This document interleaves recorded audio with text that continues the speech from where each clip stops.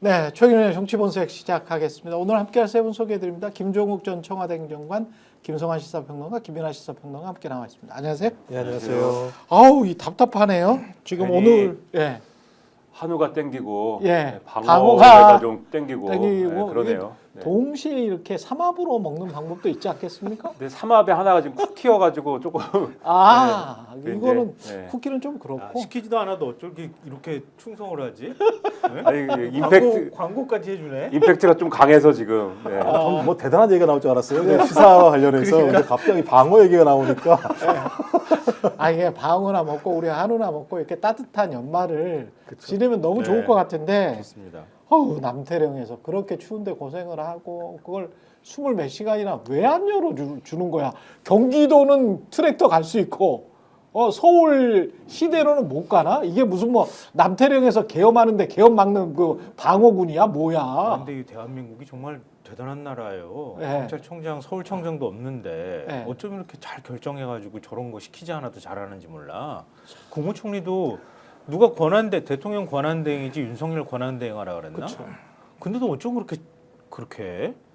이게 대한민국 시스템이 이런 거예요? 아니면 약간 이상한 사람들이 지금 권력을 다 잡고 있는 거예요? 좀 되게 신기해. 그렇죠. 그러니까 예. 이걸 열어주면 앞으로도 계속 열어줘야 돼. 뭐 음. 앞으로 우리 경찰이 존재감이 없어져. 뭐 이런 식의 생각을 하는 건가? 대체 왜 저러는지 모르겠네. 그냥 트랙터 한 줄로 그냥 보내주면 되잖아요. 한 차로만 차지하고 가도 되는 거를. 그러니까 그걸 남태령을 다 막아. 남태령 다 막아가지고 양차선을 다 막았어. 버스로 그냥 싹 막았더라고. 네. 거기가 차량 통행이 얼마나 많은 데인데. 그러면 서울 시민들도 불편해. 일단 뭐 왜 하자는 거야? 28시간 만에 처음으로 네. 남태령을 뚫었다라는 측면에서 시민의 승리이긴 한데. 남태령 대첩이긴 합니다. 네, 근데 이제 네. 문제는 지금까지도 집회 시위의 자유라고 하는 헌법적 가치보다 소위 경찰들이 얘기하고 있는 교통체증을 막는 게 더 우선한 사유였다라는 게 확인되는 거예요. 근데 그 내막에는 교통체증이겠습니까? 용산 쪽에는 근처에도 오지 말라라고 하는. 제가 또 이건 용산발이 아니고서는 아니 그러니까 이게 권한대행이 이걸 뭐하러 막겠습니까? 이게 집회 시위 자유 말씀하신 것처럼 무슨 뭐 수천 대가 올라와서 전쟁을 하겠다는 것도 아니고 자기의 의사를 농민들이 개진하겠다는 거고 또 권한대행이 또 거부권 행사하고 있잖아요. 그러면 당연히 그들의 이야기를 듣는 게 상식적인 거잖아요. 양곡법 반려해서 민생 현안이잖아요. 그 사람들한테는 민생 현안이잖아요. 이걸 양곡법을 반대하시는 분들도 있겠죠. 근데 이제 그 사람들한테도 우리는 이런 이유가 있어라고 하면서 집회 시위도 못 하나? 서울까지 올라와서 농민들이 아니 근데 트랙터를 몰고 그럼 그 동안에 어디로 하늘에서 날아왔다는 거예요? 지금까지 계속 왔잖아. 그러니까. 트랙터 달달달달 끌고 그러게 말이야. 바퀴가 네. 다 따라가지고 닿을 정도로 그렇게 왔는데 왜 남태령을 못 넘어와? 그러니까 이제 집회 시위에 관한 이제 경찰의 대응의 기준이 바뀌어야 됩니다. 왜냐하면 계엄령을 이번에 선포한 게 누굽니까? 시민이 선포했습니까? 트랙터가 선포했습니까? 농민이 선포했나요? 전농이 선포했습니까? 권력이 선포한 거잖아요. 그렇죠. 맛이 간 권력이 선포한 거 아닙니까? 그러니까 시민의 실질적인 위협을 준 거는 집회 시위를 하는 불순 세력이 아니고 권력이 한 거지 않습니까? 그렇죠. 그리고 그걸 막은 건 누굽니까? 집회 시위를 하고 있는 시민이 막은 겁니다. 그러니까 트랙터를 사실 이제 기존에도 농민들이 이제 트랙터를 가지고 농사를 지면 아무 말도 안 하는데 시위를 한다고 끌고 오면은 막어요, 그거를. 막는데 근데 이런 식으로 이제 막아서 뭐 자기들은 트랙터를 끌고 와가지고 뭐를 한다고 주장하면서 막는 건데 트랙터 끌고 와서 뭐 하겠습니까, 그걸로? 트랙터로 뭐 포를 쏘겠습니까? 트랙터로 뭐 국회를 뚫고 들어가가지고 뭐 창문을 깨고 들어가서 뭐 국회의원을 체포를 하겠습니까? 트랙터로 뭐 국헌을 물랑케 하고 폭동을 일으키겠습니까? 그냥 트랙터 끌고 와가지고 거기 붙어있는 플랜카드로 말씀하신 대로 그 관저 앞에 가서 그냥 이 집회와 시위를 하는 거지 않습니까? 그러니까 이런 것들을 막고 이런 것에 대해서 집회와 시위 그리고 이 트랙터뿐만이 아니라 거의 지금 이제 허가제 비슷하게 운영하잖아요, 집회와 시위를. 그렇죠. 이 뭐 요즘은 조금 이제 시국이 이래가지고 약간 이제 좀 유하게 해주는 것 같은 부분도 있는데 앞으로는 우리 시민들의 어떤 이 민주주의에 대한 어떤 이런 좀 역량을 좀 감안을 해서 이제는 정말 집회 시위와 관련된 법률은 신고제 헌법상의 그 신고제 원칙에 맞게 운영을 할 수 있도록 하고 이 집회와 또 이 행진 이런 것들을 법에 있는 대로 보장을 해줘야 된다. 그걸 이번에 확인한 것이다. 이렇게 봅니다. 단두대 선경권이라는 아이디를 가지신 분은 탱크 장갑 차는 데고 농기계는 안 되는겨 이렇게 말씀을 하셨고요.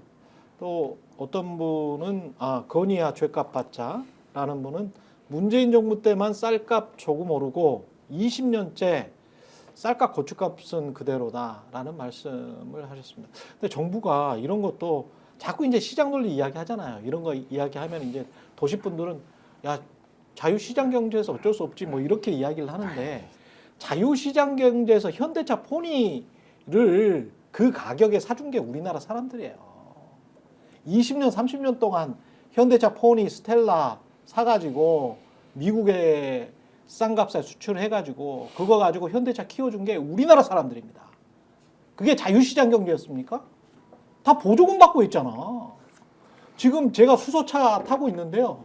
수소차를 타는데 그게 실제 가격은 7,500만 원이에요. 7,400만 원 될 거야. 정부 보조금이 3,500만 원이야. 그래서 제가 낸 돈이 한 4,200만 원 정도 될 텐데 차를 4,200만 원짜리 차로 만들었어요. 7,500만 원짜리 차로 만든 게 아니고. 그럼 3,500만 원을 현대차가 제대로 정부 보조금 받아가지고 수소차를 만드는데 보조금으로 그 연구 개발하는 보조금으로 다 썼다? 누가 믿습니까? 누가 믿어요 그거를?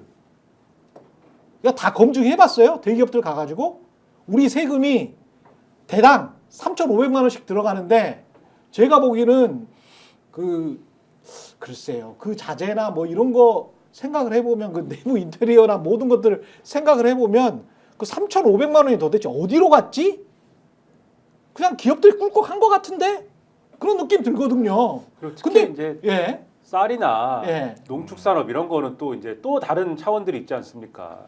가령 이제 뭐 쌀농사나 농축산업 이런 것들이 수지가 안 맞는다고 해서 그러면 가령 이제 포기하는 게 맞지 않느냐 농민들이 예. 정 수지가 안 맞으면은 포기하는 게 맞지 않느냐 이렇게 접근을 한다 그러면은 대한민국에서 그러면 쌀 생산 안 하고 다 수입하는 게 맞다.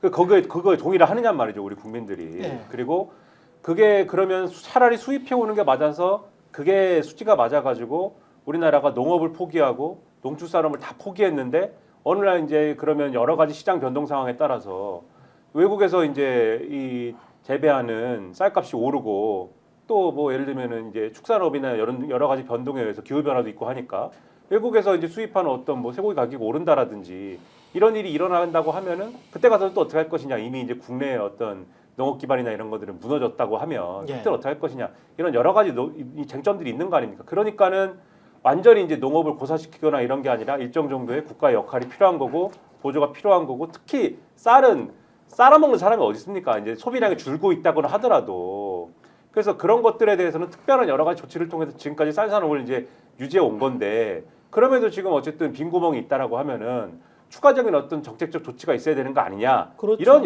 이 맥락인 거잖아요. 그러니까 쌀을 쟁여놓으라는 이야기가 아니고 쌀과 관련해서 우리나라 식품 산업이 굉장히 많이 발달을 했기 때문에 쌀로 만들 수 있는 거 밀을 대체할 수 있는 게 굉장히 많거든요. 밀은 근데 거의 한 90% 이상 다 수입일 거예요.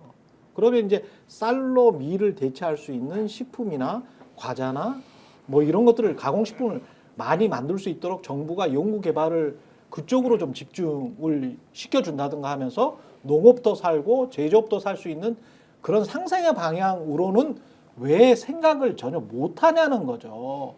단돈 1조 원에 1조 원이면 우리나라 예산 지금 600조 원인데 이제까지 우리가 다른 산업에 집중했던 것들 생각을 해보세요. 그러면 이거 왜 균형되게 그런 생각을 못하지?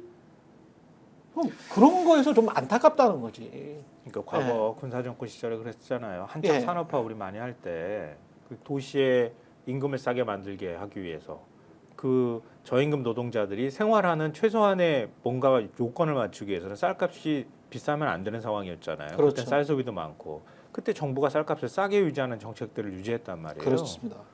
그걸 그대로 그 사고 방식을 갖고 있어 지금까지. 근데 다른 거 인플레이션 때문에 다른 물가들은 막 생활 물가가 올라가는 상황에서 쌀값까지 올라가 버리면 큰일 난다고 봤던 거예요. 제가 볼 때는. 빨리 시장에서 격리하거나 쌀값이 폭락하지 않게 조절을 하는 역할을 했어야 되는데 막 쌀값 폭락한 거야. 그래가지고 사실 이 논쟁이 시작된 거란 말이에요. 네. 농업사법이 그래서 시작된 거예요, 사실은.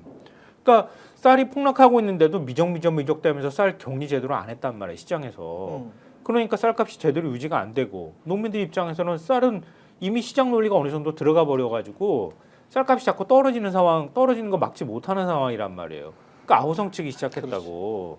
그러니까 이렇게 시장가라고 일종의 생산비에 미치지 못하는 쌀값이 형성됐을 때 빨리 시장에서 격리 조치를 하거나 아니면 최소한의 농민들이 생활할 수 있도록 보조를 할 수 있는 방법들을 정부가 적극적으로 강구해야 된다. 이런 취지를 담고 있는 거고 내가 국회에서 임미애 의원이 연설하는 거 보면서 뭉클하기도 했거든요. 예. 이미 하고 있는 거야 정부가 다. 그거 법적으로 법제화하겠다고 얘기를 한 거예요. 근데 그걸 위헌이라고 얘기해. 그럼 정부가 행정부에서 하는 것도 다 위헌이지? 그러니까 법제화하는 거는 위헌이라고 하면서 또 하는 건 다 해. 그리고 또 거꾸로 말하면은 그러면 쌀 대신에 다른 농작물을 심어야 된다고 하면 그런 정책을 적극적으로 추진했어야 되는데 말씀하신 것처럼 그것도 제대로 안 해. 그러니까. 그냥 예. 그러니까 자기들이 농정을 제대로 안 해놓고 거기에 대해서 야당이 문제 제기를 하거나 법제화하자고 얘기를 하는 거에 대해서는 또 위헌이라고 또 그렇게 주장하는데 거기에 총리라고 하는 자가 맞장구를 쳐가면서 지금 권한대행인데 그렇죠. 총리가 아니라 이제 권한대행이잖아요. 어찌 보면. 그런데 이런 문제에 있어서 이걸 위헌이니 조목조목 국민들 앞에서 얘기해가지고 그러면 제대로 대책을 만들든가. 대책도 못 만드는 주제에 무슨 법 만들겠다 그러니까 위헌이라고 그렇게 주구장창 얘기를 해요. 말도 안 되는 소리. 아니 한덕수가 지금 헌법재판관 가장 중요한 건 이제 내란 특검, 김건희 특검도 있습니다만 가장 중요한 건 헌재 재판관 임명하는 건데 오늘 내일 지금 청문회를 하잖아요. 그러면은 24일로 이제 기한을 24일까지 뭔가 명확한 입장을 발표하지 않으면은 탄핵하겠다. 민주당이 이렇게 나온 거는 결국 내일까지 청문회 끝나고 일사천리로 빨리 크리스마스 전에 한덕수가 입장 표명을 하거나 아니면은 임명 동의안 바로 제출하면 그냥 바로 처리해라 라는 이야기인 거죠. 근데 이제 한덕수는 그거를 할 의사가 지금 없는 겁니까? 아니면은 눈치 보는 거예요? 제가 볼 때는 없는 것 같다는 느낌이 없어요? 많아요. 그러니까 이제 지금 핵심이 뭐냐면 오늘이라도 상설 특검을 추천 의뢰할 것인가의 문제가 핵심인 거죠. 그러니까 한덕수가 소위 지금 위법적인 행위를 하고 있는 거죠. 왜냐하면 상설 특검이라고 하는 건 지체 없이 추천 의뢰를 해야 되는데 지금 12일 본인이 권한대행한 지 지금 7일인가 8일이 지난 상황이기 때문에 뭉개고 있는 거예요. 예. 그러니까 법을 어기고 있는 상황이어서 일단 6개 거부권 같은 경우는 민주당이 일정하게 좀 거기까지는 양보하는 측면이 있었습니다만 그 이후엔 양보하지 못하겠다고 했는데 첫 번째 가닥이 상설 특검을 오늘 내일 중에 추천 의뢰할 것인가의 문제 하나하고 그다음에 본인이 어느 시점에 이 쌍특검, 그러니까 내란 특검과 김건희 특검에 대해서 오케이 할 거냐 이 부분 이 두 가지 가닥을 내일까지 내지 않으면 탄핵을 하겠다라고 얘기를 하는 거고요. 뭐 헌법재판소 재판관 임명 같은 경우는 제가 볼 때는 뭐 27일, 28일 뭐 이 시점이 아직 남아 있기 때문에 그건 약간 차후의 문제이더라도 여기에 대해서까지도 아무런 반응을 하지 않는다면 제가 볼 때는 한덕수는 할 생각이 없다라고 국민들한테 얘기하는 거 마찬가지다. 거부권을 행사했을 때는 기존에 이 정부가 거부권을 얘기했으니까 거부할 수 있다라고 하는 논리로 얘기했을지 모르겠습니다만 본인이 내란의 피의자이고 김건희 특검은 압도적 다수의 국민들이 요구하는 상황인데 이 두 개 다 아무런 반응을 하지 않는다라고 하는 건 하지 않겠다. 그럼 하지 않겠다는 의도가 뭐냐? 그러니까 얘기가 나오는 게 뭐냐면 검찰과의 얘기가 나오는 거예요. 용산과 검찰과의 밀착. 그래서 지금 공수처가 체포를 하지 못하는 중요한 이유 중에 하나도 체포를 하게 되면 20일 이내에 기소를 해야 되는데 기소를 하게 되면 기소 여부는 공수처가 하지 못하니까 검찰에 넘겨야 되는 상황이에요. 그렇죠. 그러니까 모든 것을 검찰에 넘겨야 되는 상황인데 그 전에 특검이 안 되면 검찰이 모든 것을 손에 쥐게 되는 상황이 벌어지게 되는 거죠. 전 그래서 그것 때문에라도 지금 엄청난 좀 압박들이 들어가고 있는 거 아닌가. 그 한덕수에게 아니면 내란 특검의 특검이 기소를 못하게 하려면 특검을 미뤄야 된다. 그거는 이해가 돼요. 예. 그래서 뭐 윤석열이 그거를 압박을 넣을 수 있다. 근데 헌재 재판관 같은 경우는 윤석열이 계속 지금 뭐 수치 거부를 하고 있는 그런 차원으로 한덕수가 행동할 이유는 없잖아요. 그러니까 이게 바둑에서 수순이 중요하지 않습니까? 예. 바둑은 둘 줄 모르는데 예. 수순이 중요하다고들 하더라고요. 그렇죠, 그렇죠. 예. 그 한덕수 이 권한대행이 헌법재판소 재판관 임명을 가지고 요걸 인질로 잡은 것 같아요. 이 임명권을 이걸 인질로 인질로. 잡고 뭘 하는 거냐? 그러니까 여기 포인트가 이제 지금 말씀은 포인트가 이제 헌재 재판관 임명이 포인트라고 말씀을 하시는 거지만 예. 한덕수 권한대행이 그러니까 지금 입장이 각각 지금 이 방점을 찍는 입장들이 다른 거거든요. 이 한덕수 권한대행이 입장에 방점을 찍는 거는 거부권 행사입니다. 제가 볼 때는 특검 거부권 행사에 방점을 찍는 것이고 이 특검 거부권 행사를 일단은 하는 게 먼저고 이걸 할 건데 그러면 지금 김건희 특검하고 내란 특검에 대해서 거부권 행사를 하면은 민주당이 탄핵을 한다고 할 것인데 그렇죠. 헌재 재판관 임명이 남아 있는 거죠. 그래서 요거를 내가 임명을 할 수도라고 하는 여지를 남겨놓으면 그러면은 일단 임명을 할 때까지는 봐야 되는 상황이 되는 거지 않습니까? 이 한덕수의 머릿속에서는. 그러니까 요걸 인질로 잡고 지금 자기가 거부권 행사할 수 있는 여지를 이제 틈을 만들어 놓고 예. 요 움직이려는 그런 처신인 거 아니냐 이런 의심이 지금 강하게 저는 좀 들고 있습니다. 글쎄요, 참 너무 어이가 없기도 하고. 근데 이렇게 그런데, 해서 뭘 얻을 수 있는 게 있나? 한덕수가? 그치, 얻을 수는 없죠. 네. 한덕수가 얻어가지고 할 게 뭐가 있어요. 예전에 황교안 당시 권한대의 경우에는 대선 출마를 염두에 뒀다. 정치 행보를 할 가능성이 이제 높다 이런 얘기가 나왔으니까 자신의 그 행위 하나하나가 그 이제 정치적 의미로 해석될 여지를 남겨뒀단 말이에요. 예. 근데 무슨 한덕수 권한대행이 정치를 할 것 같지는 않거든요. 근데 제가 볼 때는 한덕수 권한대행을 둘러싸고 있는 사람들에 관한 문제, 그리고 일종의 보온도 있을 거고 여러 가지 측면에서 괜히 쓸데없이 지금 그런 것들을 내세우면서 얘기를 하고 있지만 실제 속내는 그런 것들이 작동하고 있지 않나 이렇게 생각하고요. 그러니까 지금 그 쌍특검의 경우에는 12월 31일, 1월 1일이 되면 공포를 해야 되잖아요. 예. 그러니까 그때까지 침대 축구하면서 버팅기는 것 같아요. 제가 볼 때는 최대한 지금 여당도 그렇고 윤석열도 그렇고 전략이 침대 축구잖아요. 시간을 지연시키는 전략. 그래서 헌재 심판도 좀 늦게 들어가고 헌재 결정도 늦게 나오고 이게 전체적인 어떤 그 전략이란 말이에요. 그러니까 최대한 뒤로 늦추면 또 이재명 대표 2심 재판도 나올 것이고 그러면 또 거기에서 유죄가 나오면 이재명 체제에 대한 그 이재명에 대한 일종의 이제 우려, 걱정 이런 것들이 나오기 시작하면 민주당의 내부 분열이 일어날 거고 그럼 대선에 들어가도 새로운 후보가 나오게 될 경우는 한판 해볼 만하다라고 한다거나 이런 식의 판을 자꾸 머릿속으로 그려가면서 가려고 하는 것 같아요.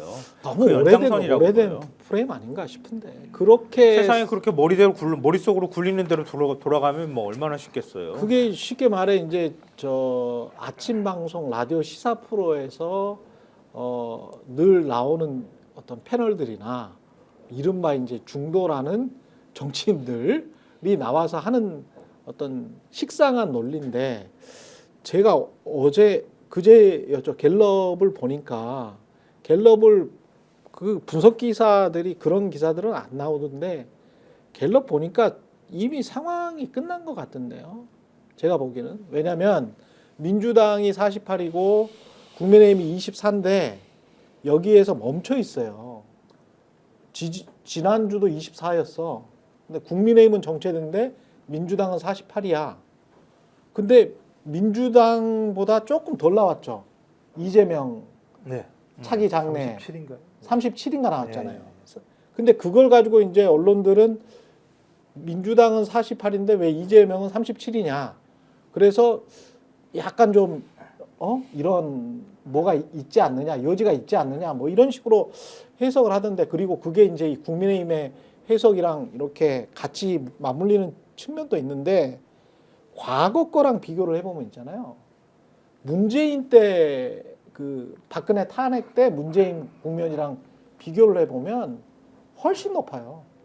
근데 그건 이제 훨씬 높아요. 전화 면접 말씀하시는 거고요. 네. 지금 ARS는요. 아니야 한국갤럽 똑같은 한국갤럽이야. 그러니까 그게 아니야. 그러니까 지금 상황에서 네. 지금 얘기하는 거 이제 그 보수 언론의 일부에서 얘기하는 게 네. 정당 지지율만큼 이재명 지지율이 안 나오는 건 네. 이재명이 리스크 아니냐 이런 기사들이 나오면서 그렇죠. 이재명을 공격하지 않습니까? 그렇죠. 그러니까 전화 면접의 기준을 하는 건데 네. 예를 들면 지금 ARS로 하면요 거의 비슷하게 나와요. 그러니까 50% 이상이 나온단 말이에요. 정당 지지율이. 아니, 제가 말씀드린 것도 예, 그거예요. 예. 그러니까 과거에 문재인 때 2017년에 탄핵 국면에서 16년 말 17년 초 이 정도랑 비교를 해봐야 될 거 아니에요.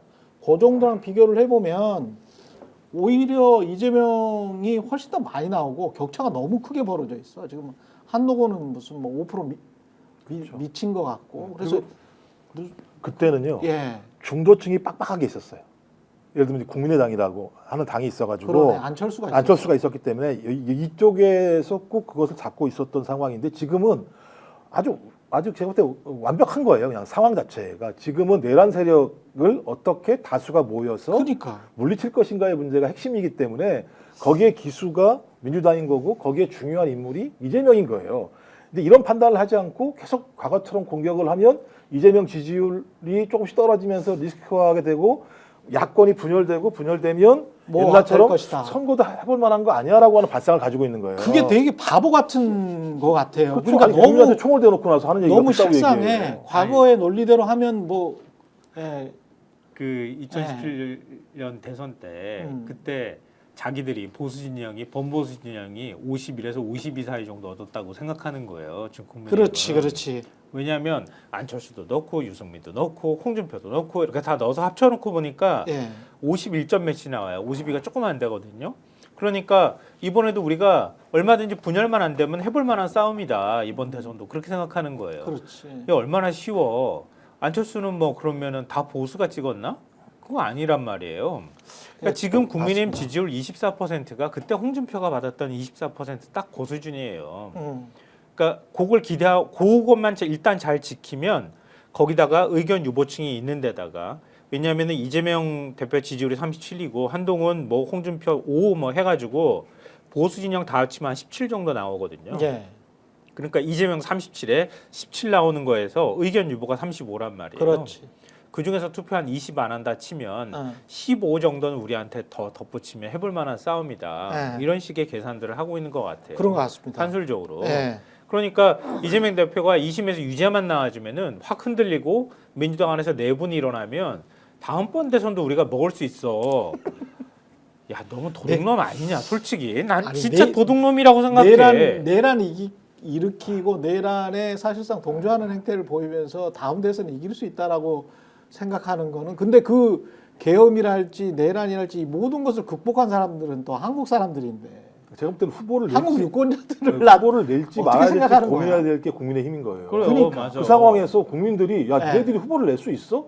어떻게 내란을 지금 제가 볼 때 공모했는지, 동조했는지, 방조했는지를 알 수 없으나 그렇죠. 증거는 다 나오고 있는 상황인데 니네들이 어떻게 감히 대통령을 하겠다고 비상대권을 가진 대통령을 하겠다고 후보를 낼 수 있어라고 하는 프레임에 갇힐 게 제가 볼 때 뻔한데 그 당이 계산을 해서 과거엔 그랬으니까 야 이번에 해볼 만하다라는 생각을 가지고 있다라고 하는 것 자체가 제가 볼 땐 거의 전체주의적 발상, 독재적 발상이에요. 근데 우리 근데 앞으로 이제 그런 얘기 해야 되겠는데요. 자각적인 이제 노림수가 있는 건데 지금 뭐 대선은 얘기할 처지겠습니까? 그 분들이 그렇지도 않거니와 그리고 대다수의 이제 유권자들이 제가 볼 때는 아직 이제 대선 레이스가 시작됐다라고 체감하지는 않는 것 같아요. 그러니까 우리 같은 이제 고관여층 내지는 이제 뭐 그렇죠. 이 맨날 이제 정치 뉴스 얘기하는 사람들이야 이미 예. 시작이 됐죠. 그렇죠. 이미 시작된 거고 이미 대선 국면이지만 뭐 일반 유권자들 우리 옆에 있는 뭐 이 아주 뭐 평범한 시민들은 아직 이 상황 어떻게 정리되느냐 이게 큰 관심사인 것이지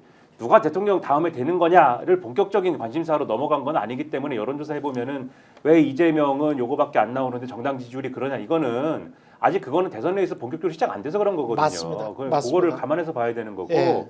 지금 국민의힘과 이 지금 내란 세력의 의도에 대해서 제가 다각적인 의도가 있다 이렇게 말씀드리는 게 뭐 대선을 이제 감안한 지금 말씀드린 지연 전략 뭐 이런 것도 물론 있는데 제가 볼 때 1차적으로 지지층 결집 전략이 1차적으로는 있는 거예요. 그러니까 이재명 얘기를 하면 왜냐하면 자기들이 잘했다고 할 수가 없잖아요. 지금 우리가 너무 잘한 겁니다. 계엄령이라는 거를 반드시 선포했어야 됩니다. 요 하나의 논리로 얘기하기가 어려우니까 이재명이라는 악마가 있었기 때문에 우리가 계엄령을 선포했습니다. 이게 얘기가 돼야 되지 않습니까? 그리고 민주당이 얼마나 잘못된 정당인지 민주당이 그동안 해온 게 얼마나 이제 잘못됐는지 이게 문제입니다. 이거를 이제 막 얘기를 해야 되지 않습니까?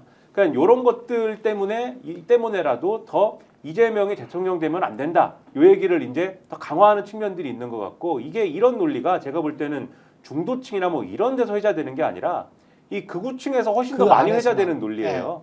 그 지금 자기들끼리 그 무슨 뭐 이미지도 만들어 가지고 공유하고 막 이러거든요. 예.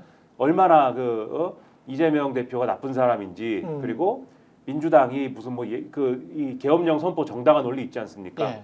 예산을 깎고 뭐 탄핵을 하고 이런 거 오죽하면 그것을 대표하는 네 글자의 그 캐치프레이즈가 오죽하면이에요. 오죽하면 윤석열이 계엄령까지 선포했겠느냐. 그러니까 계엄령을 선포한 것 자체는 정당화를 못 시키는 거예요. 근데 그러니까 오죽하면이 필요한 거죠. 이거를 하고 있는 거거든요. 그래서 이런 것들을 강조하는 어떤 맥락에서의 작전도 일부 이게 의도가 들어가 있는 것이기 때문에 저는 이 어떤 뭐 이재명 대표의 무슨 여러 가지 약점을 뭐 거론하는 측면도 있겠지만은 이런 논리로 가는 거 오죽하면으로 가는 논리가 저는 대단히 위험하다. 그래서 지금 윤석열 측은 이 지지층이 이런 어떤 이 논리로 인해서 일부 결집을 하고 있기 때문에 약간 고무됐다는 거예요 지금. 그러니까 지금 상당히 황당합니다 지금 상황이. 근데 그 황당한 논리가 단 한마디에 깨져버릴 수가 있는 게 이재명 때문에 그럼 계엄했으면 한동훈은 왜 체포하려고 했어? 이재명한테 가스라이팅을 당했다고 생각했는지 붙어가지고 그랬죠. 이해가 안 됩니다. 그러니까 이제 이 결국은 본질은 이재명 때문에 계엄을 한 게 아니고 김건희 때문에 자기 부인 때문에 2020년 검찰총장 시절부터 혹시 그 뒤에서 고발 사주를 윤석열이 한 게 아니냐. 자기 부인 지키려고. 이 의혹부터 제기를 시작을 해보면 오히려 2024년 이 4년 동안의 퍼즐이 다 풀린다고 저는 보거든요. 그러니까 한 4년 동안 이자는 어떤 공익적인 마음이랄지 뭐 윤석열 씨를 말하는 겁니다. 이자라는 거는. 이 공익적인 마음이랄지 국가를 위한 마음이랄지 나라를 위한 마음 요거는 그냥 얼굴에 분장을 하고 가면 써서 이야기를 해왔던 거고 속으로는 끊임없이 내 마누라 주가 조작했던 거 어떻게 덮어주지? 그리고 인수위 때는 양평고속도로 저거를 어떻게 회계하지? 인수위 때 나왔잖아. 어? 이런 모든 것들 그다음에 뭐 이종호랑 연락도 그렇지 최상병이랑도 그렇죠. 최상병도 지금 생각을 해보면 최상병 때 경로를 한 이유가 뭐야? 김건희를 통해서 이종호를 통해서 김건희에게 무슨 말을 들었을 가능성이 굉장히 높잖아요. 그러니까 이 모든 게 네. 지금 말씀하신 모든 게 지난 총선 때 막 활성화되는 얘기였지 않습니까? 그렇죠. 이 담론에서 네. 이런 정치 담론에서 오늘 한겨레 신문을 보면은 그러니까 이게 사실 뭐 항상 뭐 제기되던 의혹인데 그러니까 사실은 부정선거 얘기도 그러니까 자기가 믿었을 수는 있는데 이 계엄의 어떤 그 트리거가 되는 게 부정선거 얘기도 사실은 100% 진심도 아니에요. 그러니까 제가 볼 때는 물론 믿었는데 네. 제가 볼 때 믿었는데 부정선거 얘기를 뭔가 이것을 100% 내가 한번 규명해 보고자 계엄을 선포하여서 이 선관위를 뭐 쉽게 얘기하면 공격한 것이다라는 극우들의 지금 극우 세계관 있지 않습니까? 그렇죠. 지금 극우 유튜브들은 그렇게 믿고 있는 거잖아요. 부정선거라는 문제를 해결하기 위해서 계엄령을 선포한 것이다. 그것도 아닌 거예요. 그러니까 100%는.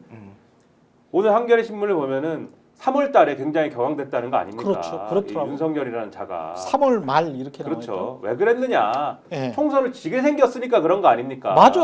총선 지게 생겼으니까. 런종섭은 본인이 한 거 아니야. 그러니까요. 예. 총선 지게 생겼으니까 그런 거고 총선을 지면은 왜 문제가 되느냐? 총선 크게 질 것 같은데 지금 보고 올라오는 거 보니까 당에서 올라오는 거 보니까 크게 질 것 같고 한동훈도 뭐 내 편은 아닌 것 같고 지금 하는 꼬라지를 보니까 총선 크게 지면은 김건희 특검 이런 거는 국회에서 버티는데 한도가 있는 거고 통과될 것 같고 김건희 특검 통과되면은 지금 총선에 나온 얘기, 최상병 얘기, 그다음에 최상병 사건과 관련된 얘기, 그다음에 말씀하신 이제 그럼 최상병 사건 나오면 뭐 나와야 됩니까? 이종호 나와야 되죠. 도이치모터스 나와야 되죠. 김건희 관련 얘기 다 나와야 되죠. 이거 다 어떻게 됩니까? 방어가 불가능하지 않습니까? 그러면 그 전에 작년 12월부터 사실은 계엄밖에 없지 않느냐 이런 얘기를 하기는 했는데 그때는 꾹 무릎 꿇고 말릴 수준은 아니었다는 거 아닙니까? 군인들이 아니 왜 그러세요? 그러고 그냥 하하 웃고 끝났다는 거 아니에요. 그러나 3월 달에는 도저히 말릴 수 없는 수준까지 갔다는 거 아닙니까? 이미. 그렇다는 건 뭐냐? 이 선거 결과를 엎기 위해서 계엄을 한 것이다. 근본적으로는. 그리고 맞아요. 선거 결과를 엎어야 되니까 부정선거 얘기가 있어야 되는 것이고 이거를 결국은 말씀하신 대로 김건희 방어를 해야 되기 위해서 계엄을 선포해야겠기에 나머지는 다 깨맞춰주는 논리일 수밖에 없는 거다. 그렇습니다. 그런 거죠 이게. 아니 중앙선관위 직원들을 잡으러 갔다는 게 이게 말이 되냐고요 상식적으로. 그러니까 이게 네. 작년 12월이 되게 중요한 시점인데요. 지금 나온 얘기로는 작년 12월에 김용현 당시 경호처장이죠. 예. 경호처장하고 국방부 장관이었던 신원식하고 그다음에 안보실장이었던 조태용하고 그리고 김명수 합참의장하고 예. 이렇게 있는 자리에서 계엄을 시사하는 발언을 했다는 거예요. 윤석열이. 음. 그때가 김건희 특검법 첫 발의했을 때 민주당이 아.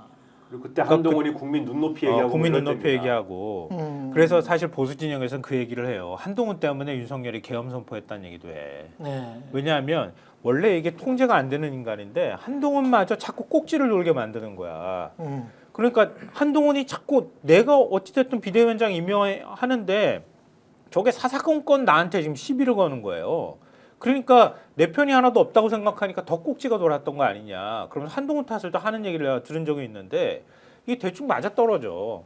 그러니까 작년 12월에 그렇게 김건희 특검법 얘기 나올 때 한번 또 계엄 선포할 것처럼 막 얘기를 했는데 그때는 구체적인 계획은 없어서 그 정도까지는 안 말렸는데 총선 보니까 총선판이 희한하게 돌아가고 3월 말에 거기에 부정선거라는 게 이미 박혀있는 인간인데 자기가 사상권과 할 때마다 한동훈이 방해를 하지.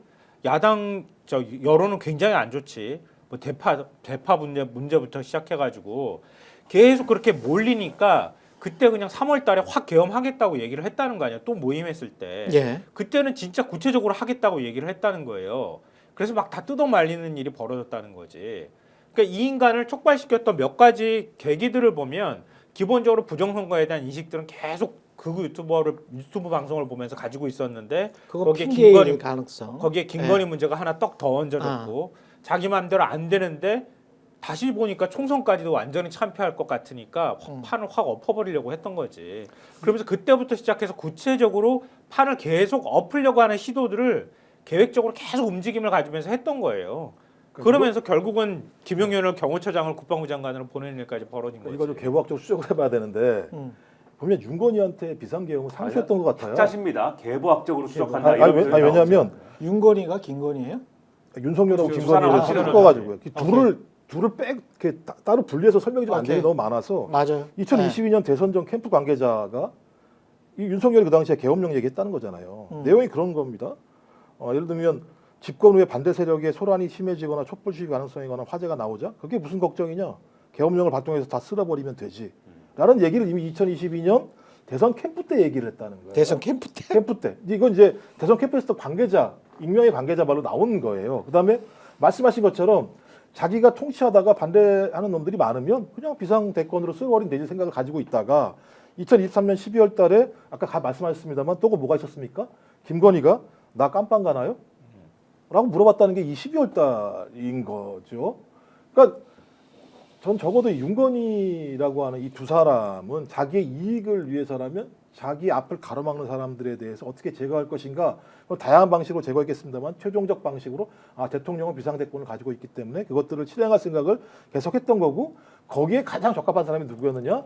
합참을 계속 거쳐왔던 김용현이라는 인물이에요.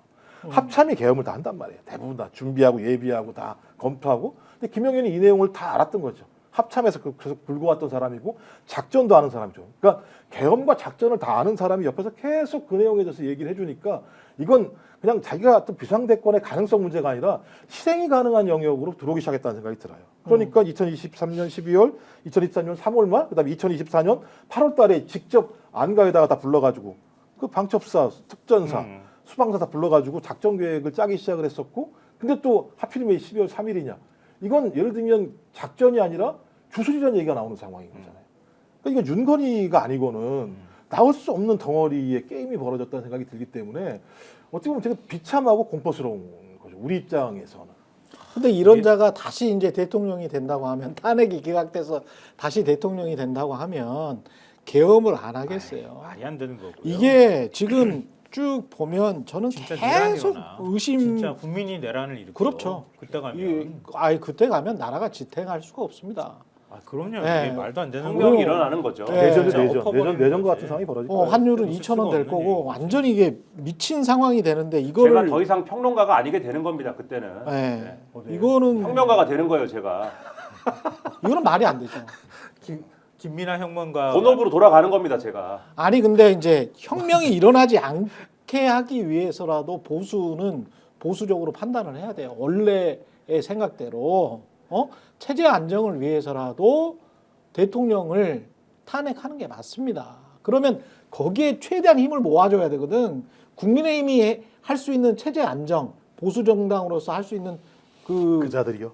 그자들이 아니 그자들이 그러니까 상식적이지는 않은 것 같아요. 원론적으로는 그 보수정당을 이렇게 해야 되는 게 맞는데 그치. 맞아요. 보십시오. 이번에 행태 추경호부터 시작되는 국민의힘의 행태를 보면 눈으로 본 거잖아요. 이게 무슨 들은 얘기가 아니에요. 눈으로 그 군인들이 들어와서 국회를 포위하고 국민들에게 총을 쏘고 장갑차를 국민이 막는 모습을 눈으로 봤음에도 불구하고 예. 거기에 대해서 투표하지 않은 행위, 그러니까 본인이 가서 국회에 안 들어간 행위에 대해서 어쩔 수 없었다거나 또는 민주당 지지층들이 뭐라고 난리를 쳐서 못 들어갔다거나 지금도 마찬가지입니다만 그것은 내란이 아니다라고 얘기하는 작태들을 보면 그들은 어떤 형태로든지 이걸 통해서 이익을 획득하는 방법, 그러니까 제가 볼 때 이 당은요 윤석열도 필요 없어요.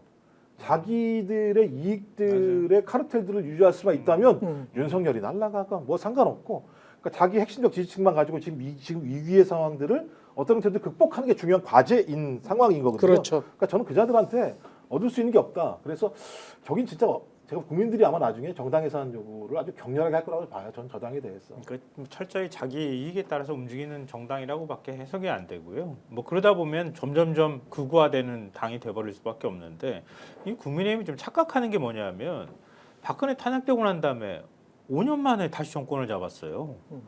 웃기는 거지 사실은. 정상적인 상황에서 정권 내주고 다시 잡는 게 5년이 걸리는데 그럼 자기네들이 그러면 그때 분열이 돼가지고 엄청나게 힘들었다고 하는데 뭘 얼마나 힘들었다고? 안 그래요? 그렇죠. 한 번 정권 내줘가지고 그렇게 힘들어? 예. 있을 수 없는 거잖아 사실은. 그러니까 어찌 보면 그때 나름 합리적으로 판단할 수 있는 사람들이 바른미래로 떨어져 나왔다가 자기 안에 막 격하게 논쟁을 벌이면서 그러면서 다시 합쳐지는 과정이 있었지만 그래도 이준석을 세우기도 하고 이러면서 뭔가 변화하는 모습을 국민한테 보냈기 때문에 그래도 기대를 받고 다시 정권을 잡을 수 있었던 거란 말이에요. 근데 그때 분열됐던 것에 대한 트라우마를 얘기를 해. 지금 분열이 안 되면은 내가 볼 때는 죽어. 그냥 죽는 길로 가는 그냥 거거든요. 죽는 거야. 근데 산다고 생각해. 왜냐하면 그냥 우리는 영남 자민련으로 영남만 꽉 지키고 있으면 된다고 보기 때문에 그런 거거든요. 예. 그럼 그거를 지키면 내가 일단 산다는 생각을 하기 때문에 저런 행동들을 하는 거예요. 예. 다수가 또 어떻게 됐든 말든 총선은 뭐 아직 3년이나 더 남았기 때문에 그때 같은 세상이 어떻게 달라질지 모른다는 거예요. 그렇죠. 그 계급장 하나 더 다는 것뿐이야. 지금 국민의힘 의원들한테는 하나도 관심이 없어 사실은. 국민들이 뭐라고 하든가. 근데 영남 자민련으로 해서 뭐 거기에서 65석 얻고 그 다음에 서울 일부에서 얻어서 7, 80석으로 해가지고 그렇게 그냥 사는 게 한국 정치에는 굉장히 좀 도움이 될 것 같아요. 왜냐하면 이분들이 완전히 이제 극우 정당화돼서 3분의 2 이상의 국회가 저는 민주당이 리버럴 보수 정당이라고 생각하거든요. 이 정강 정책들 보면 뭐 서유럽이나 이런 나라들과 비교를 해보면 보수 정당이 맞아요. 그럼 보수 정당과 새롭게 태어나는 합리적인 진보 정당 정도가 서로 이렇게 막 경합을 해가면서 그게 무슨 뭐 녹색당이든 무슨 당이든 간에 그래 가면서 그 안에서 3분의 2로 이야기를 하는 게 국민 대의에 맞지.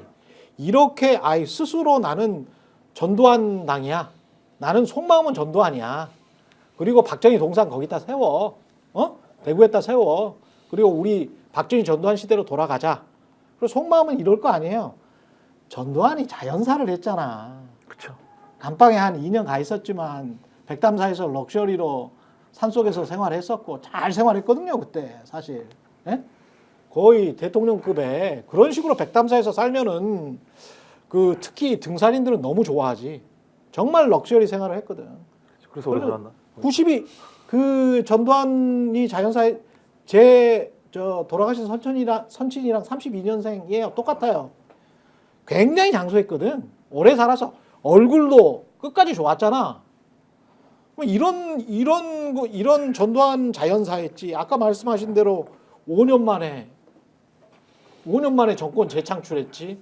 세상이 만만한 거지 뭐. 그래. 예. 그 팀이 이긴다고 생각하는 거야. 또 기회 오고. 유권자가 얼마나 얼마든지. 개돼지처럼 보이겠어. 그러니까 이제 시간만 지나면 예. 사람은 까먹을 거고. 그러니까 윤상현 얘기가 다 그게 그런 윤상현 얘기가 논리거든요. 딱 그- 그러니까 까먹으면 그때 가면 또 다른 적이 만들어질 거야. 예. 지금에야 우리가 윤석열 때문에 적으로 몰리고 있지만 조금 있으면 뭐 이재명도 등장할 거고 누구도 등장할 거고 그들을 적으로 만들어서 그 적에 대항하는 우리의 세력들을 모으게 되면 중도 충돌 우리한테 오지 않겠어? 그때까지만 잘 참자고라고 하는 방식인 거죠. 맞아요. 되게 제가 볼 때는 미전하고 나쁜 놈들이야. 뭐 나쁜 나쁜 놈들이야. 놈들이죠. 기본적으로 속마음이 시커멓고 정말 그 사익에만 가득 찬 나쁜 놈들이에요. 어떻게 국가를 이런 식으로 운영을 하나? 국회의원이라는 자들이. 잠시 광고 보고 뒷이야기 이어가겠습니다. 당연하죠. 비교와 속도는 빠르게, 혜택은 빵빵하게. 비교와 인터넷 비교 원할 땐 인터넷 가입. 서경석도 인터넷 가입을 원할 땐 비교원. 네, 무조건 써야 하는 인터넷 휴대폰 정수기 렌탈 매월 나가는 요금 부담되시죠? 여러분의 부담을 줄이기 위해서 인터넷 비교원에서 준비했습니다. 인터넷 신규 가입할 때 최대 48만 원, 인터넷 가입과 동시에 현재 쓰고 계신 휴대폰의 통신사만 변경해도 추가 최대 30만 원, 정수기 렌탈 최대 30만 원, 무려 총 108만 원의 혜택이 3년마다 나갑니다. 약정 끝나셨다면 꼭 신청해 보시길 바라고요. 현금 사은품 혜택 원치 않는다. 55인치 삼성 TV로 선택 가능합니다. 1670-2571 전화하시거나 네이버에 인터넷 비교원 검색하시고 상담 신청 받으시기 바랍니다. 상담할 때 스픽스 유튜브 채널 보고 왔다라고 하시면 현금 비밀 혜택과 함께 웰세이브의 고함량 비타민 B 제품을 선물로 100% 증정하고 있습니다. 아까 여러 이야기를 하셨지만 그러니까 그 뭐 2020년 대선 캠프 때도 이야기했다라는 계엄 이야기를 했다라는 2022년 대선 캠프 때. 2022년 네, 대선 캠프 때. 그 전에 한동수 감찰부장도 얘기를 했잖아요. 한동수 감찰부장도 검찰총장 시절에 그때 회식 자리에서도 그때도 얘기를 꺼냈었다는 거 아니에요. 내가 만약에 육사 나왔으면은 계엄 확 해버렸을 거라고. 쿠데타 확 해버렸을 거라고 그랬대잖아. 김종필도 그러니까- 그때는 뭐 중령이었다 뭐 이런 이야기 했었죠. 네. 그때. 그러니까 그런 사고 방식을 갖고 있었던 사람인 거고 음. 오늘 한국일보 보도에서도 그렇지만 그 선거 부정이라는 인식은 이미 굉장히 오래전부터 싹터왔던 것 같아요. 우리가 지금 얘기했던 것처럼 자기가 대통령으로 당선됐던 대선조차도 믿지 않았던 결과를 믿지 않았던 것 같아. 그래서 선관위 탈탈 터는 작업들을 했던 거 아니에요. 논란이 많았는데도 불구하고 감사원 감사시켰는데 감사수도 제대로 못 찾아내. 그래가지고 안 되니까 국정원한테 시켰는데 국정원도 뭐 별 효과가 없어. 검찰이 마지막으로 검찰한테 기대를 했는데 검찰도 가가지고 뭐 뒤져봤다고 얘기하는데 고발 사건 가지고 들여다봐도 뭐 별 신통치가 않아. 그러니까 확 군대 집어넣어가지고 정보사애들 통해가지고 서버를 들고 뜯어오든 말든 노태악 붙잡아다가 뭐 고문을 했든 어쨌든 간에 선거 부정 있는 거 밝혀내라고 시켰던 거 아니에요. 그러니까 그 스토리를 보면은 작년 12월의 문제가 아니라 이미 그런 식의 사고방식을 갖고 있었던 인간의 그 유튜브 방송을 매일 3시, 4시쯤이나 뭐 1시간은 하루에 봐야 된다잖아요. 꼭. 그래 그 시간에는 아무도 참모들이 방해를 못했다고 하는 얘기가 이미 언론계에 다 돌았단 말이에요. 그러니까 알만한 사람은 다 안다는 얘기가 나왔을 정도로. 그러니까 계속 그런 사고에 경도돼 있었던 거예요. 거기다가 뜻대로 안 되지, 안 되는 데다가 김건희 특검법 얘기 나오지, 막 선거 막 참패하지. 점점점 사람 자체가 이게 우리가 왜 그 이상한 인간의 머리를 자꾸 이렇게 해석을 해줘야 되는지 모르겠는데. 근데 이 이상한 인간의 머릿속에는 왜 본인 때문에 나 윤석열 때문에 내가 잘못해서 또는 김건희 때문에 내 부인 때문에 내 부인의 어떤 의혹들 때문에 내가 선거에 진다.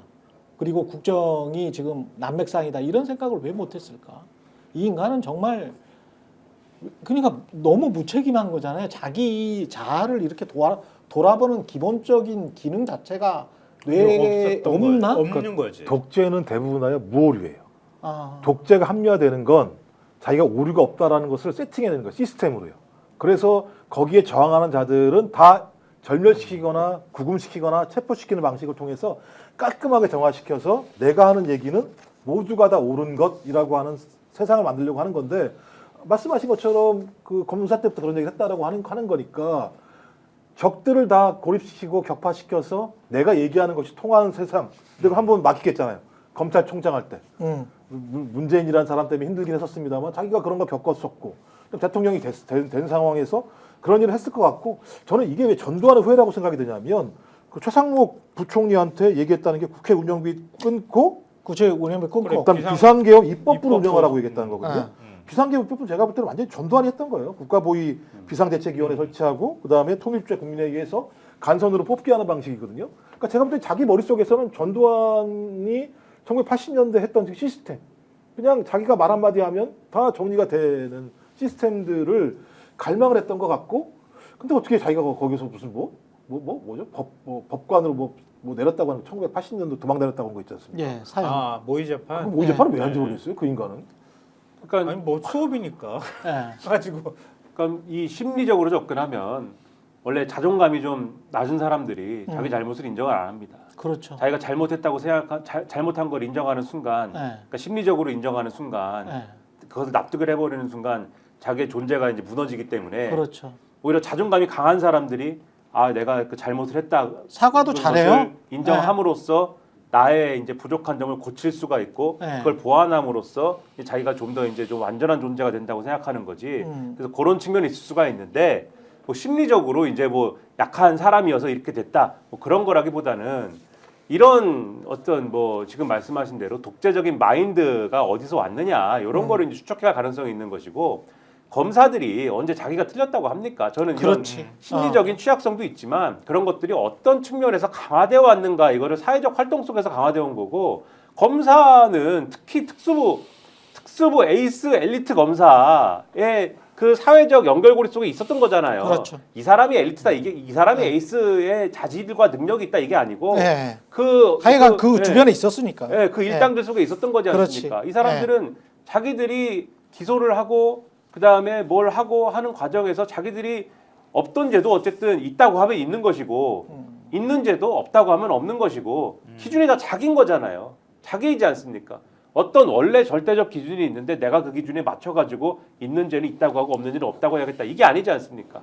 그러니까 자기가 원래 기준인 삶을 굉장히 오래 살아왔던 거고, 그리고 재판에서 무죄가 나오더라도 무죄가 나오더라도 그게 본인들이 잘못해서 무죄가 나온 게 아니지 않습니까? 그거는 판사가 잘못한 거죠. 죄가 있는데 왜 판사는 그렇게 판결을 했는가? 가서 술이나 먹자. 이 울분을 토하면서, 이 사회가 잘못된 거에 대한 울분을 토하면서 이렇게 살아온 사람들 아닙니까? 추정컨대. 그렇죠. 그렇다면 이러한 성향을 가진 사람이 대통령이 됐다면, 지도자가 됐다면 과연 그러한 성향을 검사이던 시절에는 그랬으니까는 이제 대통령이니까는 여러 사람 말도 잘 듣고 내가 고집도 꺾고 뭐 이렇게 살아야겠다 이렇게 되겠습니까? 그렇게 안 되는 거죠. 그러니까 이렇게 되는 거죠.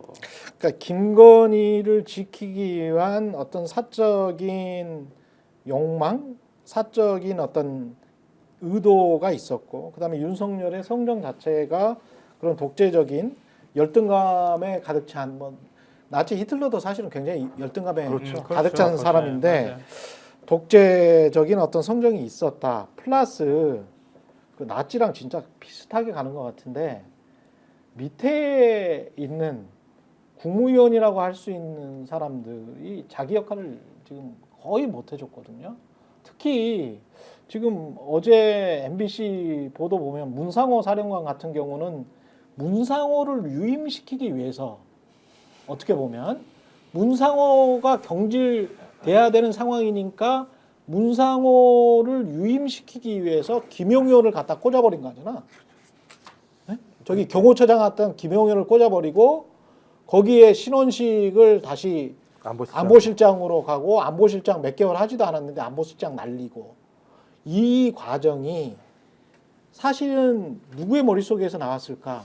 윤석열의 머릿속이라기보다는 김용현이가 이 간신히 자기 사람들 위주로 해서 정보사령관을 계속 앉히려고 하고, 그러면서 이자들이 계속 이제 술 먹는 회동을 하고 뭐 이랬던 거 아닌가, 이른바 이제 치풍한 파들이. 이 사안을 보면 예. 노상원이라는 예. 보살 이제 보살. 준 보살 있지 않습니까? 예. 아기 보살 옆에 있는 준 보살 햄버거 좋아하는. 남자 보살이라고 뭐. 예. 햄버거는 뭐 저도 좋아합니다만. 예. 그 아무튼 노상원하고 김용현하고 관계가 깊은 거잖아요. 이 사람들은 수방사 있을 때부터 알았던 것이고 뭐 육군본부인지 합참인지 뭐 거가서도 이제 김용현이 뭐 이렇게 뭘 시키면 김용현이 이제 좀 무대뽀를 시키는 것이고 그 밑에 있는 노상원이 쥐어짜가지고 어쨌든 일을 만드는 스타일로 했다는 거 아닙니까? 이렇게 이제 관계가 이루어져 있는 사람들인데 이 올해 이제 정보사에서 뭐 지난번에도 한번 말씀드렸는데 별의별 희한한 일들이 일어났잖아요.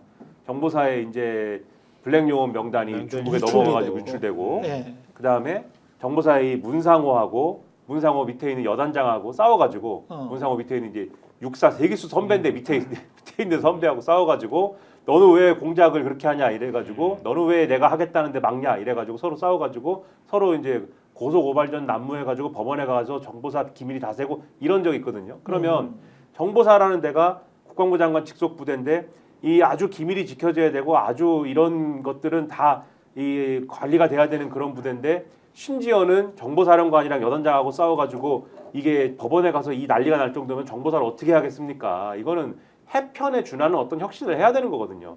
단지 이 인사 문제뿐만이 아니라 사실은 정보사를 날려버려야 되는 사실 수준까지 간 거예요 올해. 그러한 것들을 어떻게 할까요? 의 문제를 신원식이 국방부 장관이지 않습니까? 얘기를 안 하면 안 되는 수준이 된 겁니다. 그래서 신원식 장관이 안 하면 안 되는 수준에 간 거니까 그 안을 마련하는 단계였던 것이고 그 안을 마련하는 단계의 첫 번째 이제 스텝으로서 그러니까 단지 문상호를 날리는 정도가 아니었어요. 이때 논의 단계가 정보사를 거의 해편하는 수준의 혁신까지 가기 위해서 문상호를 일단 인사를 해야 된다를 갖고 간 건데 예. 그 자리에서 정보사는 이미 그 이전부터 노상원을 통해 가지고 오비 그렇지. 요원들을 이 인맥을 만들고 그걸 통해서 지금 계엄을 어떻게 할 것이냐를 3월 달부터 막 이런 상황이었잖아요. 윤석열은. 그렇죠. 그 노상원을 중심으로 해가지고 그 안을 짜고 있는데 정보사를 날려버린다 그러면은 정보사가 지금 계엄의 모든 핵심인데 예? 한겨레 보도 보면은 계엄 땅 하자마자 정보사로 다 모이지 않습니까? 이 핵심들이 그렇죠. 계엄 수뇌부가 그렇죠. 이 정보사에 100 여단으로 다 모여가지고 거기서 비밀 회의를 하고 난리가 나지 않습니까? 그러니까 정보사에서 해야 되는데 정보사를 날려버린다 그러면 이게 말이 다 되느냐 이렇게 된 거죠. 그래서 맞아요. 근데 이거를 신원식 장관한테 얘기를 자 이제 내가 계엄을 하려고 준비를 하고 있는데 네가 이렇게 하면 안 돼. 이렇게 할 수가 없고 그렇지. 그러니까 자 신원식 자 국방부 장관 말고 국가안보실장에 이것도 좋은 거야. 그거 높은 거야 더. 옛날에 너 김관진 좋아하지? 김관진도 국방부 장관 한 다음에 국가안보실장 했어. 그거 좋은 거다. 이렇게 올려주고 경호처장하는 김용현 계엄 논의 멤버의 핵심인 김용현을 네가 가서 이거 정보사 계엄 준비를 이제부터 확실히 해. 8월 달에 이 트레이드가 이루어졌다. 이 내용인 거죠 지금. 그렇죠. 근데 애초부터 거슬러 올라가면은 이 정부 군인사는 김용현을 거쳐서 다 이루어진 거예요. 맞아요. 김용현을 네. 거쳐서 다 한 거야. 그 군 인사를. 그러니까 이 정부는 음모론이 대부분 사실이야. 김용현이 인사 좌지우지한다는 1년 전부터 제가 계속 받고 계속 있었던 나왔던 얘기예요. 군 관련된 인사로부터 그 정보를 계속 그런 비슷한 류의 제보를 받고 있었는데 나중에 보니까 다 사실이야. 근데 제가 자꾸 뭐 다 사실이야. 말이 길어져서 죄송한데 네. 보수 정부에서는 네. 군 인사 농단이 항상 있습니다 보면은. 그렇죠. 박근혜 정권 때도 그 당시에 이제 김장수 안보실장, 그 다음에 김관진 국방부 장관, 그치. 이 두 사람이 자기 사람을 막 꽂아 넣느라고 난리가 나고 거기에 뒤에 누가 있습니까? 박지만 라인, 육사 동기들, 자기 예. 육사 동기들 꽂아 넣느라고 3명이 인사농단을 하느라고 난리가 나고 기무사령관이 날아가고 이게 엉망이었거든요. 그 이 정권에서는 김용현이 인사농단을 하는데 경호처장으로서 근데 신원식이 국방부 장관이지 않습니까? 장관 인사권을 또 행사를 해야 되잖아요. 그러니까 신원식과 김용현에 자기들이 의도를 하지 않았어도 인사 충돌이 있을 수밖에 없는 거거든요. 정보사에서 그 일이 일어난 겁니다. 이게 의도치 않게. 그래서 여단장하고 정보사령관이 왜 싸웠냐에 대한 해석이 그 당시에도 신원식 인사하고 김용현 인사가 충돌한 거다라고 해석을 했거든요. 그래서 의도치 않게 그 충돌이 있어서 정보사가 날아가게 생겼으니까 신원식을 정리를 하게 된 거죠, 이 상황이. 그럼. 맞아요. 그러니까 말씀하신 것도 청와대 출입 기자들 내부에서 옛날부터 나왔어요. 임기 초부터 나왔던 내용입니다. 맞아요. 그러니까 그 네. 김용현하고 김태호가 두 사람이 외교안보 라인들에 대해서 싹 다 인사한다는 얘기가 나왔는데 저는 정보사는 매우 중요하다라고 하는 게 최근에 나온 거에 의하면 지금 김용현과 노상원이 12월 4일 날 계엄 해제가 된 다음에 서로 통화를 했다라는 거잖아요. 그렇다면 1차적으로 정보사가 선관위 압수뿐만 아니라 그 이후에 플랜 B, 플랜 C가 있었을 거라고 판단이 되는 것이고 노상원은 그것을 딱 준비했다는 거라면 저는 플랜 A 정도가 선관위를 압수한 거면 선관위가 압수한 다음에 선관위를 통해서 이것을 압박하게 되고 계엄을 하게 되는 중요한 소위 계엄 요건들을 만드는 일들을 정보사가 했을 거라 판단이 되는 거죠. 그러면 이건 그냥 단기간 계획으로 안 되는 거니까 굉장히 긴 시간 동안 소위 김용현 노상원이 이 얘기를 논의를 했을 거라는 생각이 드는 것이고 그 중간에 이게 이제 인사 문제로 삐걱대니까 인사를 바꿨다는 측면이 있기 때문에 저는 이 계획은 매우 긴 시간 동안 준비돼 있었었고 많은 요원들이 준비됐다. 이미 뭐 지금 9월 달부터 40여 명 정도를 문상호 사령관이 얘기했다는 걸 보면 예. 저는 모든 일관된 것이 그냥 갑작스럽게 이루어진 게 아니라 적어도 1년여 이상들의 준비 작업들이 쭉 진행이 되면서 결론적으로 날짜 태길만 제가 볼 때는 이쪽 라인이 아닌 라인이 결정했을 가능성이 높다. 왜냐하면 뭐 계속 흘러나오는 얘기가 뭐 건진 법사가 해시를 얘기했다 이런 얘기가 나오고 김건희가 화를 냈다 이런 얘기가 나오는 측면이 해시에 해라 이런 얘기가 나왔다는 얘기가 흘러다니고 있고 그 다음에 노상원과 김건희와 관계가 있는가 없는가 이런 얘기도 지금 뭐 논란이 되고 있고 오늘 아침에 뭐 박선원 의원 얘기에 의하면 노상원이 SBS 인터뷰 한 내용들을 보면 아무리 자기가 노력을 하고 진정성 있게 해도 여론조사 얘기하는 거예요. 그래서 자기가란 표현을 소위 윤석열이라고 표현했을까 노상원이 그럼 이거 예를 들면 김건희 아니야 이런 또 추정도 하더라고요. 예. 전 그렇다면 기획은 실무단에서 다 했었습니다만 최종적인 이 결정 과정에서 김건희의 역할이 있지 않았는가라고 하는 또 그러니까 제가 또 아까 그래서 공포스럽다는 얘기가 그런 거죠.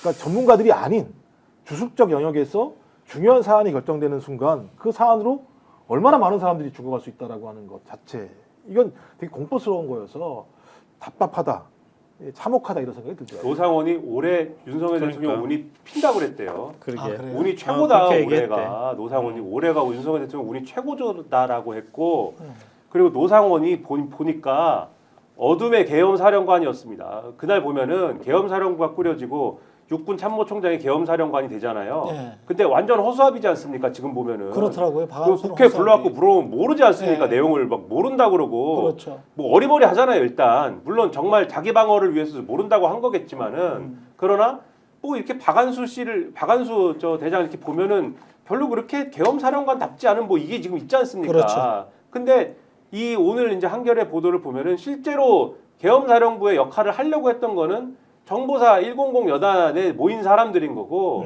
거기서 왕노릇했던 거 이제 노상원 씨인 거고 심지어는 원래 정보사 100 여당의 여단장 대리를 맡았어야 될 이 사람이 그 정보사 비상소집 명령이 떨어지니까 왜냐면 계엄 상황이 됐으니까 이제 비상소집 명령이 떨어져서 가서 이제 지휘권 행사해야 될 거 아닙니까? 갔더니 막 뜨라는 거 아닙니까? 오지 말라고. 넌 오지 마. 넌 오지 말고 여기 대회의실 오지 말고 지휘통제실 가 있어. 막았다는 거 아닙니까? 이 사람 또 가라니까 갔다는 거예요. 또 지휘통제실로 가라고 그래서. 왜냐면은 그 대회의실 들어가면은 이 어둠의 계엄사령부가 이 어둠의 비선 계엄사령부가 여기에는 정보사가 아닌 사람도 와 있고 막 이런데 이게 드러나게 되니까 너는 여기 멤버 아니고 오지 마라. 여기가 이 비선 계엄사령부고 여기에 대장이 노상원이다. 그런데 노상원은 지금도 말씀드렸듯이 올해 윤석열 운이 확 피는 해니까 올해 안에 계엄을 해야 된다. 이런 소리를 하고 햄버거 먹고 그리고 아기보살을 반지하에서 하고 있다. 이게 뭐냐는 거예요 도대체. 엉망진창이다 이것도. 그러니까 지금 이게 방금 전에 그 얘기한 게 조선일보가 보도한 거예요. 음. 그게 눈에 잘 안 띄어도 조선일보가 이런 걸 보도한단 말이에요. 보면서 저도 깜짝 놀랐는데 태기를 3일날로 한 것도 거사일로 정한 것도 노상원 영향 아니냐. 조선일보가 그렇게 추정하고 있어요. 여기서. 정보고. 네. 올해 운이 핀다. 올해 운이 더 재밌는 건 김용현이 반색했다는 거죠. 그 얘기 듣고 아 그래? 그러니까 이게 겉대는 뭐 거예요. 미친 인간들인데 제정신이 아닌 건데. 그러니까 대통령은 계속 그렇게 얘기를 하고 그 밑에서 그거를 충실하게 군 지가 가지고 있는 모든 사적 라인을 다 동원해 가지고 계엄 준비를 하고 근데 웃기잖아요. 방첩사가 원래 주력이 돼야 되거든. 방첩사가 원래 보안사 기무사 그 전실이잖아요. 예. 그 후신인 거지. 그럼 방첩사가 주도가 돼야 되는데 방첩사는 지난번에 문재인 정부 때 기무사 문건 만들고 뭐 이렇게 준비한 것 때문에 탈탈 털렸거든. 한번 조직이 확 한번 흩어졌거든. 그렇죠. 그러니까 방첩사는 잘 통제가 안 되는 조직이 돼버린 거예요. 그러니까 또 하나 선택한 게 정보사인 거야. 이거 확 그냥 통합을 해버려야 돼. 말해야 돼 진짜. 그러니까 정보사를 활용해가지고 지금 제2수사단 만들겠다고 얘기를 했다는 게 그게 그 사전 라인을 만들어가지고 하는 거고 방첩사가 합수단이 될 수밖에 없는 상황이니까 걔네 완벽하게 못 믿으니 별도로 움직이는 별동대로 수사단을 하나 더 만들려고 했다는 거 아니에요. 그렇게 1, 된 2가 거구나. 된 거죠. 1, 2가 1, 2가 이렇게 따로 떨어져가지고 움직이게 만들었다는 거잖아요. 그러니까 아까도 얘기하셨던 것처럼 우린 처음에 욱하면서 계엄 선포한 거 아니야? 이렇게 생각했지만 그게 아니라 플랜 A, B, C까지 쭉 나가는 계획들이 러프하지만 다 잡혀 있었던 거나 마찬가지다.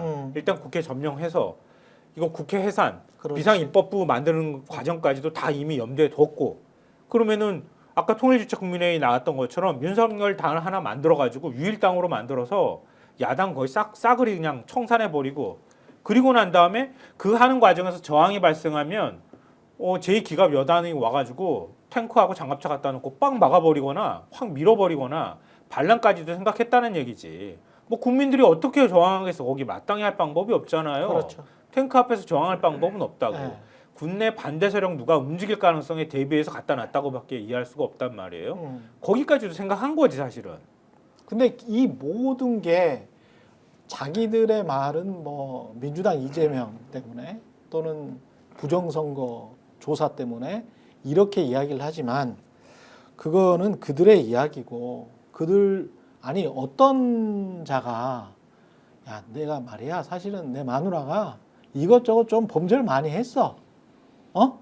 국정농단도 좀 하고 돈도 좀 먹은 것 같아. 근데 그거 지키기 위해서 너희 군이 좀 나서줘야 되겠다. 어떤 대통령이 그런 이야기를 하겠어요.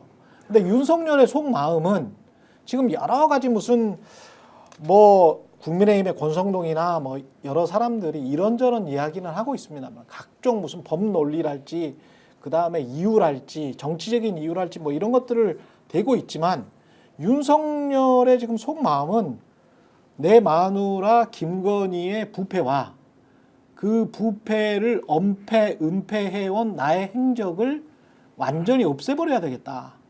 계엄을 통해서. 그런 사악한 마음이 없었다라고. 그거 전혀 없었어. 우리 각하는 그런 마음 전혀 없었고 순수하게 부정선거를 조사하기 위해서 그거 멍청하다 보니까 워낙 머리가 멍청해가지고 그거 유튜버들을 믿은 거야. 라는 식으로 그것도 일종의 마타도라고 저는 봅니다. 굉장히 사악한 인간이었을 가능성이 굉장히 높아요. 제가 인간의 양심에 관해서는 거의 다가 믿기 때문에 그 사람도 뭐 어떤 선한 의지가 있었겠지라고 대부분은 설명을 하고 넘어가거든요. 여지를 남겨두는데 왜 이 인간의 악한 의도에 관해서는 이야기를 안 하냐는 거지. 맞아요. 윤석열은 굉장히 악한 의도가 있었던 것 같아. 그때 그 핵심이라고 그냥 봐. 예. 그 핵심이라고 봐. 유시민 작가도 해석했던 것처럼 예. 그냥 우두머리가 되어야 하는 인간이었던 거예요. 원래 기질상으로. 그러니까. 우두머리가 안 되면은 미치는 거야. 그렇죠. 그런데 검사라는 직업 자체가 그 우두머리의 속성을 상당 부분 충족해주고 그걸 그게 도드라지지 않게 만들어주는 역할을 한 거지. 왜냐하면 검사가 자기가 공소권을 행사할 수 있거든. 그러니까. 검사 한 명 한 명이. 그러니까. 위에 서 있는 사람이 누가 시켜도 구수까지 했는데 서울대 법대라고 하는 배경도 있고 그렇죠. 다 후배들이 시키는 거나 마찬가지잖아요. 그렇지. 시켜도. 그러니까 적당히 거기서 개겨가면서 그냥 왕행세 계속 했던 거예요. 예, 맞아요. 근데 그렇게 해가지고 그걸 견디지 못하는 우두머리가 계속 돼가지고 온 거야. 근데 그걸 반기를 자꾸 드는 게 미쳐버리는 거지. 자기가 참지를 못하는 거예요. 한마디로 윤석열은 나쁜 놈이었을 수 있다라는 상당히 사악한 놈이었을 수 있다라는 가능성을 배제하지 말자. 왜 그 가능성을 배제하고 언론 활동을 하는지 모르겠다. 그 말씀을 꼭 드리고 싶습니다. 예.